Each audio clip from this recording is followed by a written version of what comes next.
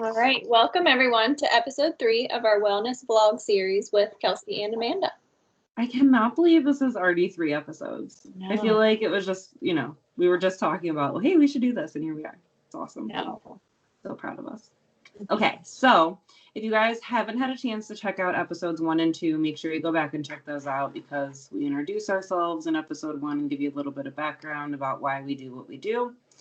And then episode 2 will connect to this one. Episode 2 is all about our brain being an organ and how mental health is health because of that reason, the mind-body connection, all that good stuff, as well as a little dip into the world of diagnosing mental health, but not too extensive. Okay, so today's episode, we're going to talk about the biology of all of this. So remember last episode, we were talking about our brain being an organ, and therefore it's impacted by its environment and stressors just like any other organ is.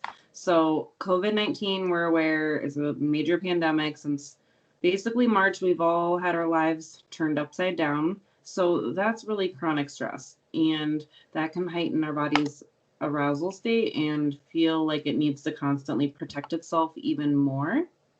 And Kelsi is going to give us a little bit of science and biology lesson about the brain and how that works. So, yeah, I love this stuff because I feel like our brain is where so many things start, and it sends the signals to all these other parts of our brain. So I think that's why in previous episodes we really emphasize like its health, because it's all so intertwined. So, like Amanda was saying, with this chronic stress of, COVID-19 on us, it's put us in an elevated state of functioning, like chronically, almost all day, every day.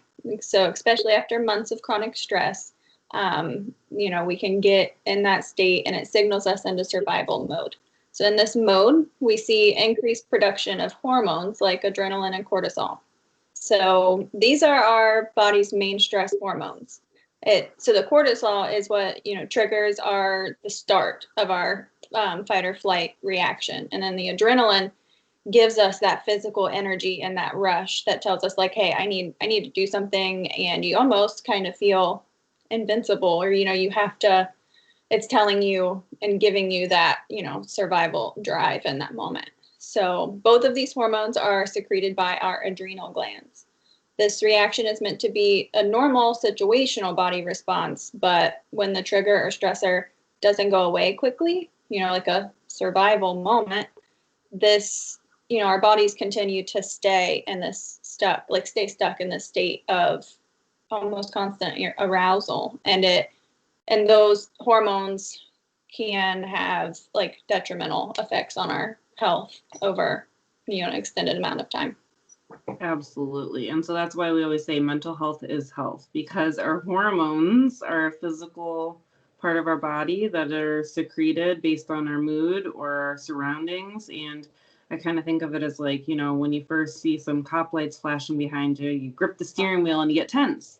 Yes. And when they pass you and you realize they're not after you, you're able to relax. And that's what should happen. That's what you just explained. But I'm all about analogies and layman's terms to help people really understand. So it doesn't matter whether your body truly is under a chronic state of stress or whether it believes it is.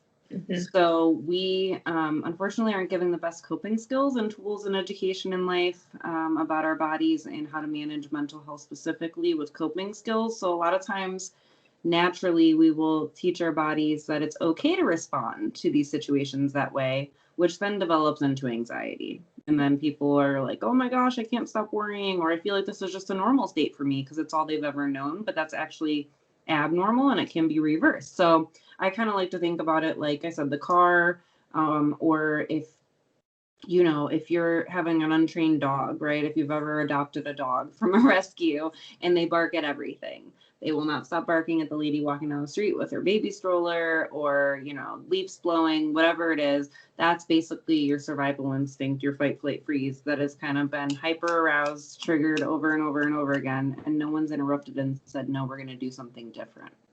So that's kind of where we want to be. We don't want to keep bottling all those things up and then exploding later. We need to figure out what the smoke alarm, what's your body trying to tell you in the moment, turn off the alarm, because that would get really annoying to listen to a smoke alarm for all day, every day, right? So like listen to your body, figure out what it needs. We're going to talk about a lot of coping skills like that, like listening to your body, real life coping skills in our upcoming episodes. And I think we'll cover too, like some things like, our warning signs, or think like, what are we, what do we need to be aware of, like fatigue, irritability, that kind of stuff. Absolutely. Yeah. So next episode, we were talking about triggers. So even aside from COVID-19, we all have daily stressors and triggers.